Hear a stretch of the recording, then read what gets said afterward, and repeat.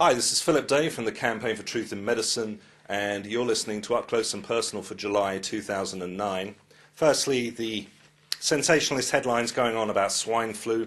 Of course, we must remember only 35 people have died so far in Britain, and in an average flu season, or even an average year, we'll lose anywhere from 6,000 to 12,000. So swine flu is proving to be actually quite mild.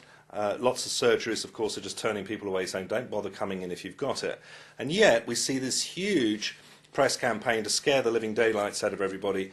Simon Jenkins has got an excellent article where he balances the whole thing and shows how sensationalist these headlines really are. He writes, knowing that anything to do with pregnancy causes deep concern, the Health Secretary Andy Burnham went Stalinist.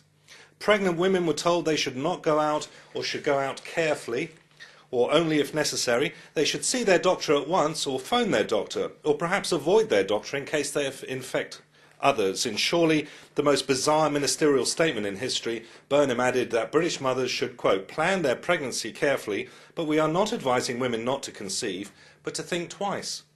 The mind boggles at the Cobra debate that preceded this conception edict. I can hear an official querying, how many thoughts should we advise women to have before conception, Minister? 1, 2, maybe 3? We must also remember that back in the 1970s, during the Gerald Ford presidency, there was a swine flu panic in America, which resulted in the vaccination of some 45 million people, and the government paying out $93 million in compensation for damage, polio-type symptoms, what they call Guillain-Barré syndrome, and all kinds of neurological and nervous disorders cropping up. This vaccine has not been properly tested. And Tamiflu, which everybody is screaming after right now, of course, side effects, bad dreams, nausea, irritability, which you can get just from reading the papers these days. So, we need a sense of perspective about swine flu. Boosting the immune system, people who have vulnerable health anyway and are prone to illness are likely to have a harder ride with this. So that's important, and that's the reason why we had a swine flu special, helping people just to make sure the body is fully nourished. Eat plenty of raw food, good healthy raw food, drink water, exercise, and stop reading newspapers. Next, is breast best? There's been a bit of a debate going on about whether mums should use formula or whether they should use nature's method of doing this. It's important to realise that when a child is born, its intestinal tract is sterile and will be populated by the bacteria and flora passed over to the baby through the mother's milk.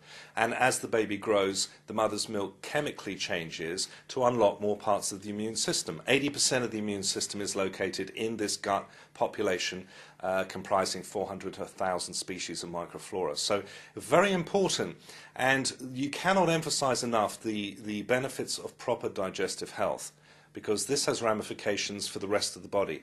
If you have bad digestion or all kinds of digestive problems, this can lead on to more serious things later. We have a little booklet called Digestive Health, which will get into some of this. We have 5 powerful reasons to eat more slowly. Lots of people gobble their meals down. I'm guilty of this sometimes if I'm late for an appointment or have to clear off for a meeting. And there are, again, physiological problems with eating quickly.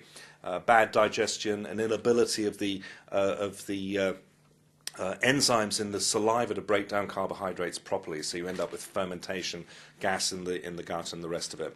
We've got 2 separate articles, one on arthritis, looking at arthritis and what we can do, also on obesity. 1 in 7 scientists say colleagues fake data, fake scientific data and failing to report commercial conflicts of interest are by far the most prevalent problems going on in the scientific community today. Very interesting article, that. Michael Jackson, Farrah Fawcett, the latest celebrity victims of Big Pharma. This is a Natural News article from Mike Adams, who writes that Michael Jackson and Farrah Fawcett both died within 48 hours of each other is shocking news to many, but not nearly as surprising as the fact that they were both killed by pharmaceutical drugs. Farrah Fawcett, of course, with chemotherapy, Michael Jackson with an unspecified cocktail. And indeed, we're now starting to see moves being made against his doctor to try to get to the bottom of what happened in the last few hours of Michael Jackson's life. Moving on to the Campaign for Truth in Europe, a couple of articles here. Britain is facing an unprecedented crisis. Before long, we will lose 40% of our power generating capacity because of this wind farm madness that's been pushed upon us by the European Union.